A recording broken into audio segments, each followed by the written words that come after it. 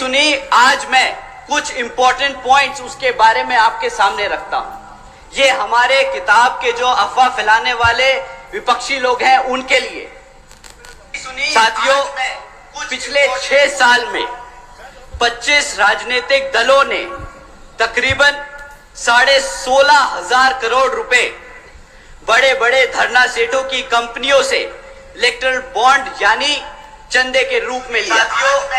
साथियों, इन 25 राजनीतिक दलों में बीजेपी से लेकर समाजवादी पार्टी तक सबका नाम तकरीबन 16,500 करोड़ रुपए बड़े बड़े धरना सेठों की कंपनियों से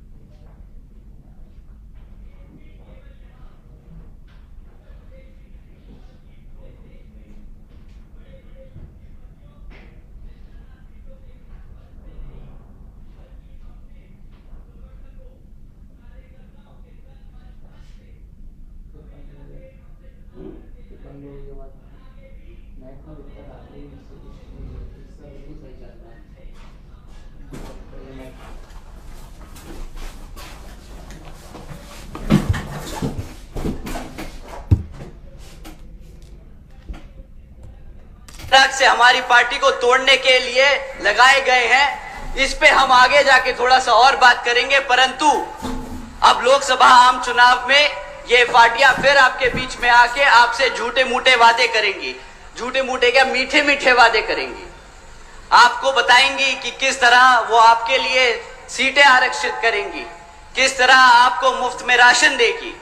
परंतु इस बारी पहले आप उनसे पूछिएगा कि भाई जब पिछले 10 साल से तुम सत्ता में आसीन हो तो उसका जरा रिपोर्ट कार्ड हमें दे दो, उसके बाद हम तुम्हें बताएंगे कि वोट देना है कि नहीं। और इस बारी मैं कुछ मुद्दे आपके बीच में छोड़ के जा रहा हूं जो आप उनसे पूछ सकते हैं। साथियों, पिछले 10 साल से भाजपा केंद्र की सरकार में आसीन है और उनसे आप सिर्फ 3 मुद्दों पे बात कीजिएगा कि भाई तुमने हमारे बच्चों की शिक्षा के लिए क्या किया, उन्होंने हमारे युवा साथियों के रोजगार के लिए क्या किया और हमारे बड़े बुजुर्गों की सुरक्षा के लिए क्या किया। साथियों, मैं ये कुछ पॉइंट्स आप पे छोड़ के जा रहा हूं जो आप उनसे जरूर सवाल कीजिएगा। साथियों, शिक्षा के मामले में बीजेपी की सरकार के नाम क्या क्रेडिट आता है? हर दूसरे तीसरे महीने पेपर लीक की खबरें आती। ये है इनकी शिक्षा। पिछले ही कुछ महीनों में उत्तर प्रदेश में भाजपा की सरकार में कुछ पुलिस कांस्टेबल की पोस्ट के लिए एक एंट्रेंस एग्जाम रखा। करीब 60,000 बच्चों ने, हमारे युवा साथियों ने उसके लिए अप्लाई किया, इस उम्मीद से कि उनका बेचारों का सिलेक्शन हो जाएगा, कि वो भी अपने घर में अपने माँ बापों के लिए एक मजबूत पिलर की तरह खड़े होंगे, उन्हें फाइनेंशियली सपोर्ट करेंगे। परंतु क्या होता है, कुछ दिनों बाद पता चलता है कि जी पेपर लीक हो गया और वो पेपर रद्द कर दिया गया, ना वो पोस्ट कभी भरी गई। साथियों, आज बीजेपी की सरकार के दौरान पिछले 10 साल से पढ़ाई शिक्षा के मामले में इतना दर गिर चुका है कि आज अगर आप 8वीं कक्षा के बच्चे से पूछे कि भाई तुम प्लस माइनस डिवीजन मल्टीप्लिकेशन कर सकते हो क्या, सरकार का सर्वे है, साथियों सरकार का सर्वे है कि आज भी 8वीं कक्षा के बच्चे, आधे बच्चे ये प्लस माइनस तक नहीं कर सकते। किस बात की शिक्षा दी है उन्होंने पिछले 10 साल में? साथियों, अगर आप बोलते हैं कि इंडिया को आप वर्ल्ड में सबसे बड़ी इकोनॉमी बनाने जा रहे हैं, तो उसकी सबसे बेस फाउंडेशन एजुकेशन होती है, हमारी शिक्षा होती है। और आप अगर भारत से अमेरिका में काम लोगे, अगर आप भारत से चाइना में काम लोगे, अगर आप भारत से यूरोप से काम लोगे, तो आपकी बेसिक एजुकेशन क्या है कि आपको अंग्रेजी बोलनी आनी चाहिए? भाई आप उनसे हिंदी में तो बात नहीं करेंगे ना, आपके बच्चे अंग्रेजी में ही उनसे बात कर पाएंगे। परंतु भाजपा की पिछले 10 साल की सरकार में शिक्षा का इतना बुरा हाल हो चुका है कि आज हमारे बच्चे अंग्रेजी का एक सेंटेंस नहीं बोल पाते, और ये मैं अपने मन से नहीं, सरकार के सर्वे और डेटा रिकॉर्ड से बोल रहा हूं। तो पूछिए भाजपा की सरकार से कि ना तुम पेपर पूरे करा पाए, ना तुम हमारे बच्चों को प्लस माइनस सिखा पाए, ना तुम उन्हें इंग्लिश बोलना सिखा पाए, तो किस बात की तुमने हमारे बच्चों को शिक्षा दी? उन्होंने आपके साथ, आपके भविष्य के साथ खिलवाड़ किया है साथियों। ये बात शिक्षा के साथ साथ आपके भविष्य का है। तो आप एक बार जरूर उनसे पूछिएगा कि भाई साहब, पिछले 10 साल में आप ना ही साका खाली सेंटर में नहीं, यहां उत्तर प्रदेश की राज्य सरकार में भी आसीन है, और आपके हालात कहीं पे भी सुधरे नहीं। तो इस बारी किस मुंह और हक से आप हमसे वोट मांगने आए हैं? साथियों, वैसे तो केंद्र की सरकार डिजिटल इंडिया के नाम पे बहुत ढिंढोरा पीटती है। जहां जाती है वहां बताती है कि डिजिटल इंडिया ये, डिजिटल इंडिया वो, भारत यहां जा रहा है, भारत वहां जा रहा है। पर हकीकत तो ये है साथियों कि आज 65% से ज्यादा स्कूलों में आज एक कंप्यूटर तक नहीं है। आप बोलते हैं कि हम डिजिटल इंडिया बनाएंगे, हम बच्चों को एआई के बारे में सिखाएंगे, हम उन्हें सॉफ्टवेयर डेवलपर्स बनाएंगे। कैसे बनाएंगे? आप सरकारी स्कूलों में एक कंप्यूटर नहीं दे सकते। 35% से ज्यादा, 35% से कम स्कूलों में आज भी इंटरनेट कनेक्शन नहीं है। साथियों, ये जो आपको एक दुनिया में वर्ल्ड इकोनॉमी का सपना दिखाते हैं, वो सिर्फ और सिर्फ झूठे वादे हैं। वे पिछले 25 सालों से झूठा वादा दिखाते आए हैं, पहले गुजरात में और अब पूरे भारत में। और आज इसका नुकसान आप लोग नहीं, आपके भविष्य में बच्चे पे चुकाएंगे। साथियों, समय आ गया है उनसे सही सवाल करने का और सही जगह वोट डालने का। साथियों, जो बच्चे किसी तरह ग्रेजुएशन तक पहुंच गए, क्योंकि सरकारी स्कूल से निकल के पढ़ने में तो बहुत तकलीफ, कोई बच्चा अगर प्राइवेट स्कूल से निकल जाए, ग्रेजुएशन कर ले, पीएचडी कर ले, तो उसके लिए अब रोजगार के मौके नहीं। कैसे नहीं? साथियों, बीजेपी की सरकार के दौरान आज 3 में से 1 ग्रेजुएट बेरोजगार घूम रहा है। ये जो बोलते हैं कि भाई हम हर साल 2 करोड़ नौकरी देंगे, 2014 में बहुत बड़ा वादा लेके आए थे। सबने इसी नाम पे वोट दिया था कि हमारे बच्चों की नौकरी लग जाएगी। आज 3 में से 1 बच्चा बेरोजगार घूम रहा। साथियों, बेरोजगारी का इतना बुरा हाल है कि पिछले कुछ दिनों में ऐसी खबरें सामने आई हैं जो आप सुन के हैरान होंगे। मैं एक हेडलाइन आपके सामने पढ़ता हूं। 90,000 से ज्यादा पीएचडी स्कॉलर्स, इंजीनियर्स और ग्रेजुएट्स ने एक क्लास 4 की नौकरी के लिए अप्लाई किया। ओपनिंग कितनी थी? 1000 पोस्ट एक क्लास 4 की नौकरी के लिए। पीएचडी स्कॉलर्स अप्लाई कर रहे हैं, ग्रेजुएट्स अप्लाई कर रहे हैं। मुफ्त में राशन देने की कि आज 80 करोड़ लोग भारत के वो स्कीम के अंदर उसका फायदा उठा रहे हैं। साथियों, केंद्र की भाजपा सरकार जो बड़े चौड़कर बोलती है कि मित्रों, आज बीजेपी की सरकार ने 80 करोड़ से ज्यादा देशवासियों को मुफ्त में राशन देने का काम किया है, परंतु ये कोई इनसे पूछे कि भाई जो 80 करोड़ लोगों को तुमने मुफ्त में राशन देने का काम किया, इसमें इतना चौड़ने की क्या बात है?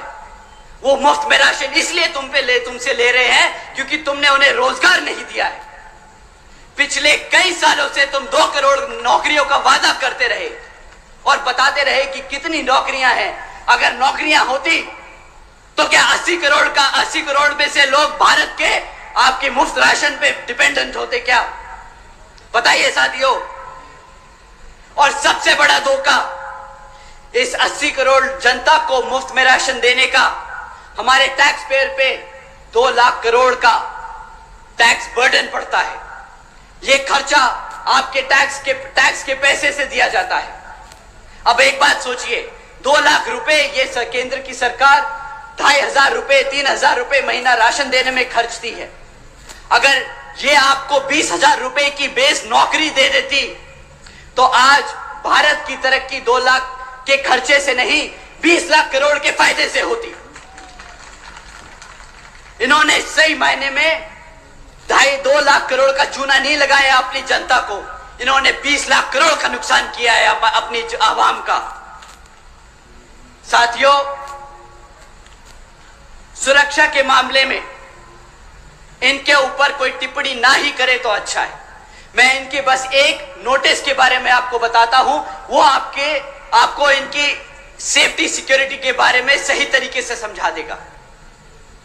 यहां के मुख्यमंत्री जी एक दिन नोटिस जारी करते हैं कि आज से लड़कियों को शाम को 8 बजे के बाद से प्राइवेट इंस्टीट्यूट्स में क्लासेस लेना मना है। क्यों? क्योंकि वो अपने बच्चियों की सुरक्षा नहीं कर सकते।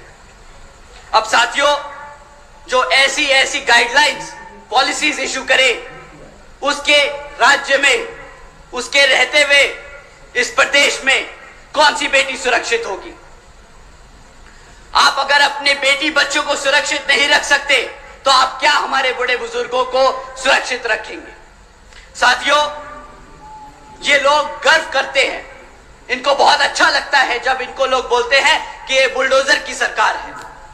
इन मूर्खों को पूछो कि अगर बुलडोजर की सरकार से चीजें टूटती हैं तो तुम्हें वहां सत्ता में बिठाने का काम इस जनता ने जो किया था, यहां पे इस प्रदेश को बनाने के लिए किया था, ना कि तोड़ने के लिए।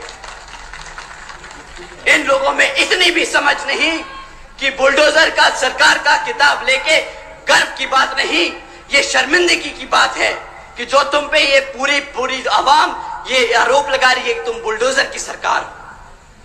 साथियों, इनके फाइनेंशियल विजडम, इनकी अंडरस्टैंडिंग ऑफ फाइनेंशियल नॉलेज, ये कितने अच्छे हैं भारत के व्यापार में, ये मैं आपको एक और स्टेटस, एक फैक्ट के बारे में एक फैक्ट बताता हूं और उससे ज्यादा मैं उस पर कुछ नहीं कहूंगा। साथियों, जब केंद्र की सरकार में भाजपा आसीन हुई थी तो केंद्र की सरकार पे 58,60,000 करोड़ का कर्जा था। आज 2024 में ये 58,60,000 करोड़ का कर्जा बढ़कर आज 152 लाख करोड़ हो चुका है। इतनी ही अच्छी इनकी फाइनेंशियल नॉलेज है, इतना ही अच्छा इनका बिजनेस सेंस है। ये इंडिया को भारत देश में एक लार्जेस्ट $5 ट्रिलियन इकोनॉमी की बात करते हैं। अगर कर्जे पे चौड़ना है तो भाई साहब, हमें ऐसी सरकार और ऐसा चौड़ नहीं चाहिए। हम चाहते हैं कि हमारे बच्चे को रोजगार मिले, हम चाहते हैं कि हमारा बच्चा हमारे घर में पैसा लेके आए और बोले कि माँ, तेरे को बाहर सरकार के फ्री खाने राशन की स्कीम पे जरूरत नहीं है, मैं तेरे लिए कमा सकता हूं। इन्होंने साथियों हर स्तर पे आपके साथ धोखा किया है और अब आपका समय आ गया है इनसे सवाल करने का कि भाई किस तरीके से तुम सरकार चलाते आए हो। अब समय आ गया है इनको इनकी हरकतों के लिए अकाउंटेबल होल्ड करने का। साथियों, ये लोग पिछले 10 साल से आपके साथ हैं, ये 10 साल से आप पे राज करते आए हैं और आज भी जब ये आपके बीच में आएंगे तो अगले 15 साल का सपना दिखाएंगे। ये अपना पिछले 10 साल का रिपोर्ट कार्ड नहीं देंगे आपको। साथियों, मैं बहन जी का गवर्नेंस मॉडल आपके सामने रखता हूं। हम 2007 में सत्ता में आए थे और हम 2012 तक सत्ता में थे, पर आज भी बहन जी के ऊपर से गाइडलाइंस है कि आप आगे आने वाले 5 साल के लिए क्या करेंगे वो नहीं बताएंगे। आपने पिछले 5 साल में क्या किया आप वो बताएंगे। जनता को पता होना चाहिए कि आपकी कार्यशैली कितनी मजबूत है, वो आपके भरोसे पे वोट दे, आपके काम पे वोट दे। तो साथियों, मैं आपके सामने बहन जी के कुछ काम आपके सामने रखता हूं और आप ही डिसाइड करना कि आपके लिए, आपके बच्चों के लिए सही नेता कौन है। बहन जी के गवर्नेंस मॉडल के तहत साथियों, बसपा की सरकार ने महामाया गरीब बालिका आशीर्वाद योजना चलाई थी, जिसके तहत 3,25,000 बच्चियों को 1-1 लाख रुपए देने का बहन जी ने काम किया था। साथियों, बहन जी ने अपनी सरकार में 3,250 करोड़ रुपए अपनी बच्चियों को 1-1 लाख रुपए देने का काम किया जब वो पैदा हुई, ताकि जब वो 18 साल की हो तो उनको अपने माँ बाप या अपने किसी भाई बहन पे डिपेंड ना होना पड़े, वो अपने पैरों पर खड़ी हो सके। देश में पहली बार पैदा होते ही बच्ची 1 लाखपति बनी थी बहन जी के शासनकाल में। साथियों, बहन जी के गवर्नेंस मॉडल के तहत बीएसपी की सरकार ने सावित्रीबाई फूले बालिका शिक्षा योजना चलाई थी, जिसके तहत 7 लाख से ज्यादा बच्चियों को 12वीं तक की शिक्षा फ्री में प्राप्त कराई गई। यहाँ पे बहन जी ने फ्री में राशन नहीं बांटा, यहाँ पे बहन जी ने फ्री में शिक्षा बांटी है। आप सब जानते होंगे बाबा साहब क्या कहते थे। बाबा साहब कहते थे, अगर कोई शिक्षा प्राप्त कर ले, शिक्षा क्या होती है? शिक्षा शेरनी का दूध होता है, जो एक बार पी ले तो सिर्फ दहाड़ता है और दहाड़ता ही रहता है। बहन जी ने अपने प्रदेश में हर एक बच्ची को एक शेरनी बनाने का काम किया। साथियों, इस स्कीम के दौरान बहन जी ने अपनी बच्चियों के लिए 600 करोड़ रुपए खर्चे थे। हमने कभी इधर उधर पैसा नहीं उड़ाया। बहन जी ने हमेशा बहुत टारगेटेड, बहुत सटीक तरीके से सही जगह वो पैसे का इस्तेमाल किया, ताकि आने वाली जनरेशन किसी के सामने हाथ ना फैलाए।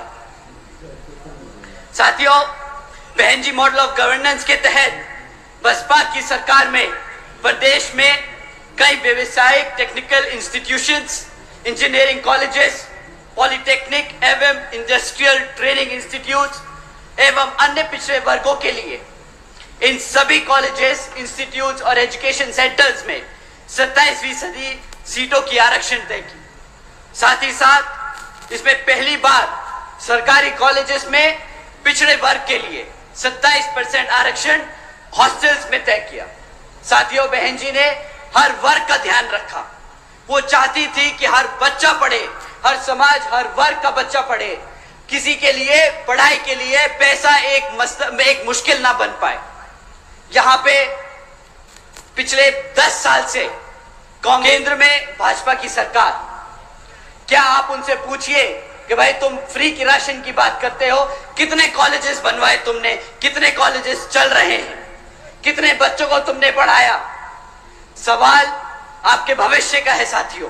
आपके आज वोट डालने से आपके बच्चों का भविष्य बदलेगा। आप लोगों ने अपना जीवन जी लिया है, आज आपके बच्चों के लिए आपको लड़ना होगा। साथियों, बहन जी के मॉडल ऑफ गवर्नेंस के तहत बसपा की सरकार ने सरकारी नौकरियों के साथ साथ देश में पहली बार सरकारी ठेकों में भी आरक्षण की व्यवस्था तय की। हमारे लोग, पिछड़े वर्ग के लोग, बहुजन लोग खाली सरकारी नौकरियों में आगे नहीं बढ़ेंगे, वो प्राइवेट सेक्टर में भी आगे बढ़ेंगे।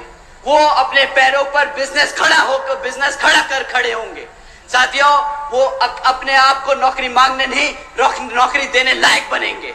बहन जी ने हमेशा से आप सबके लिए, हमेशा आगे के लिए सोच के काम किया। साथियों, बहन जी के मॉडल ऑफ गवर्नेंस के तहत बसपा की सरकार ने कृषि व संबंधित कार्यों में सबसे पहले मिनिमम वेजेस को 55 रुपए से बढ़ाकर 100 रुपए प्रतिदिन किया। साथियों, साथ ही साथ अन्य पिछड़े वर्गों के लोगों की क्रीमी लेयर की वार्षिक आय 3 लाख रुपए से बढ़ाकर 5 लाख रुपए कर दी, ताकि उन सभी लोगों को फाइनेंशियली लाभ हो सके। साथ ही साथ बहन जी के मॉडल ऑफ गवर्नेंस के तहत बसपा की सरकार में 90,000 से अधिक शिक्षकों को सरकारी नौकरी दी गई।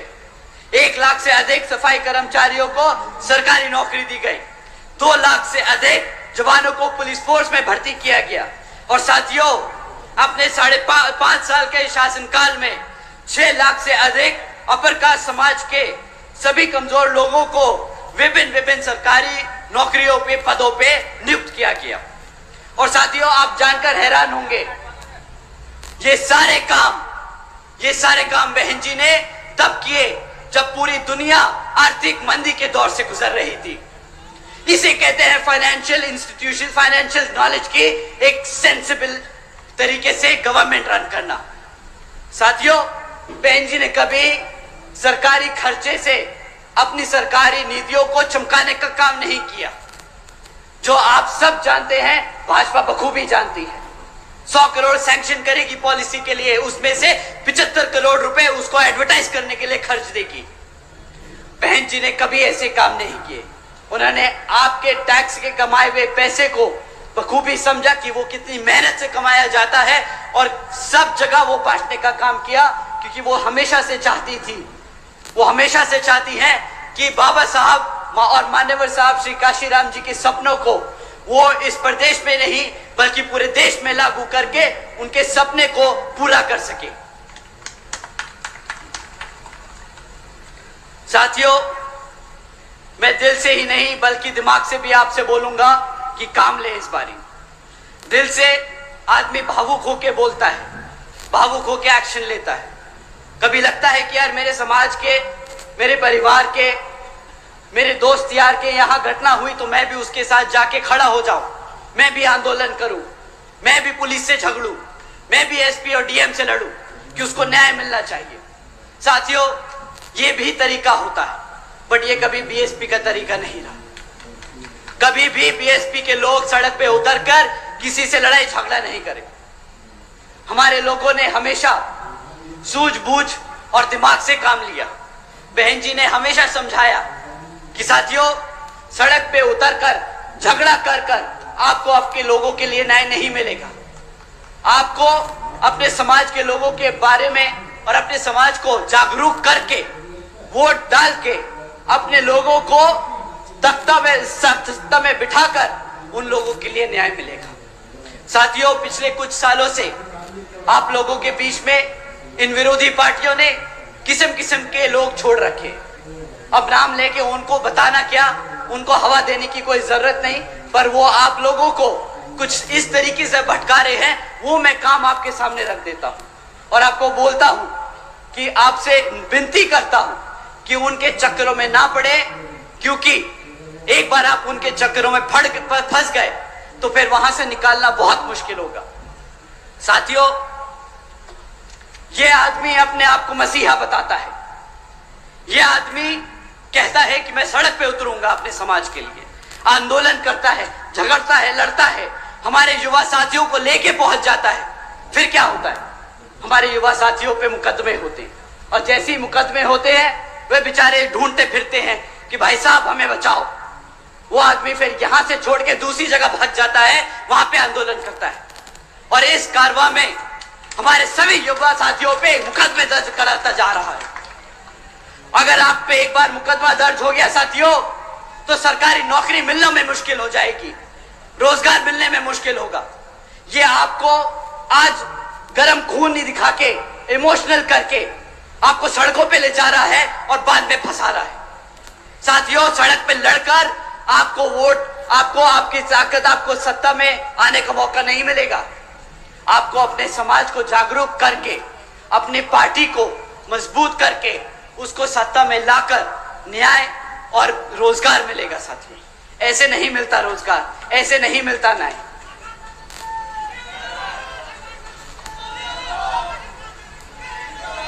साथियों, अभी पिछले कुछ दिनों में इस व्यक्ति ने अपनी पूरी जी जान लगा दी कि वो इंडिया अलायंस में घुस जाए। किसी तरह अगर इंडिया अलायंस में घुस गए तो भाई अपनी एक सीट निकाल लेंगे। बेचारा घबराता है कि अपने आप लड़ना पड़ जाए तो जमानत जब्त हो जाएगी। परंतु साथियों, बेचारे की किस्मत इतनी खराब कि इंडिया अलायंस में होके भी बेचारा बेघर घूम रहा है। पूछ रहा है कि साला कोई एक सीट तो दे दे भाई। अब अपनी खुद की पार्टी से लड़ना पड़ रहा है। भाई साहब, आजकल जीतने के लिए क्या क्या नहीं कह रहे कि भाई बसपा का प्रत्याशी बहुत कमजोर है, वो लड़ नहीं पाएगा। हमारे प्रत्याशी जी से मैं एक बार रिक्वेस्ट करूंगा कि जरा सामने आए। आइए आप सर। अब बताइए साथियों, अगर हमारे प्रत्याशी आपको कमजोर लग रहे हैं, अगर आपको हमारे प्रत्याशी किसी भी तौर तरीके से लग रहे हैं कि वो आपके बीच में खड़े होकर आपके हकों के लिए नहीं लड़ सकते, तो साथियों आप यहाँ पे अपने हाथ ना उठाएं। परंतु अगर आपको लगता है कि हमारे प्रत्याशी उतने ही मजबूत है जितना हमारा कैडर, उतने ही मजबूत है जितने हमारे कार्यकर्ता, तो आप सब अपने हाथ उठाएं और बताएं कि यहाँ पे सामने वाले की जमानत जब्त होने वाली है और यही प्रत्याशी उसको वो मुंहतोड़ जवाब देने वाले हैं।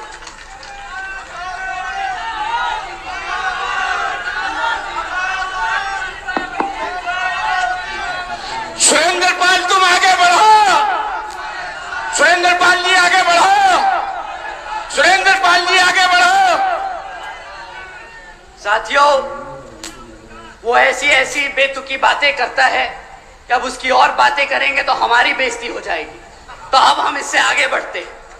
साथियों, जैसा कि आप जानते हैं कि अब लोकसभा आम चुनाव हो रहे हैं, तो ये किसी भी तरीके के हथकंडे अपनाएंगे, झूठी अफवाह फैलाएंगे। ये बेचारे नीला पटका पहन के आएंगे, अगर उनका नीला पटका फेल हो जाए तो पार्टी का नाम भी बदल लेंगे, हमारे संस्थापक का नाम रख लेंगे, परंतु आपको इनकी बातों में नहीं आना है। ये उतने ही बेकार हैं जितनी कांग्रेस और बीजेपी, जितनी सपा और आरजेडी। साथियों, आपको इन सब से बच के और संभल के रहना है। ये बहुत जरूरी है कि आप लोग अपने पार्टी के मूवमेंट को मजबूत करते चले और लोगों में आपके कार्यकर्ता, आपके प्रत्याशी के बारे में सही बातें आगे रखते रहें और सबको बताते रहें कि आपको इस बारी हाथी के सामने वाला बटन दबाकर यहां पर बहन जी के हाथ मजबूत करने का काम करना होगा। साथियों, आगे की 3 लाइनें मैं वो बोल रहा हूं जो बहन जी ने मुझसे बोला लिखा बोलने को। साथियों, ये मैं बहन जी के शब्द आपसे दोहरा रहा हूं। बहन जी ने कहा कि उनकी खास तौर से आदरणीय बहन जी की अपील है कि इस समय देश में हो रहे लोकसभा आम चुनाव में आप सभी लोगों को हर मोर्चे पे सावधान रहना होगा। आप लोगों का वोट बहुत कीमती है। आपका वोट कोई खरीद ना सके, आपका वोट कोई लूट ना सके, आपका वोट कोई किसी तरह कब्जा ना सके। साथियों, जाति बिरादरी, धन बल, मंदिर मस्जिद या किसी भी विभिन्न आदि के नाम पर कोई स्वार्थी अपने जाल में फंसाकर आपका वोट का कोई दुरुपयोग ना कर ले, क्योंकि देश के हर एक महिला पुरुष व सभी युवा साथियों को आदरणीय बाबा साहब डॉक्टर भीमराव अंबेडकर जी के दिए हुए इस वोट की ताकत को आप ज़ाया ना करें। साथियों, अब अंत में मैं अपनी बात खत्म करने से पहले मैं आप सभी को अपने महान सभी संतों, गुरुओं व महापुरुषों को, जिसमें खासकर महात्मा ज्योतिबा फूले, छत्रपति शाहूजी महाराज, नारायण गुरु, पेरियार रामास्वामी जी, बाबा साहब डॉक्टर भीमराव अंबेडकर जी एवं मान्यवर साहब श्री काशीराम जी को नमन करता हूं। आप सभी का मैं एक बार फिर से दिल से धन्यवाद करता हूं कि आप सब आज इतनी बड़ी संख्या में यहाँ इकट्ठे हुए और यहाँ पे हम सबको सुनने आए, तो आप सभी का मैं तहे दिल से धन्यवाद करता हूँ। यहाँ मौजूद सभी मीडिया बंधु, हमारे बीबीएफ के नौजवान साथी, हमारे स्टेट के कमेटी के सभी जिम्मेदार पदाधिकारी एवं कार्यकर्ता गण, आप सभी का भी मैं तहे दिल से धन्यवाद करता हूँ।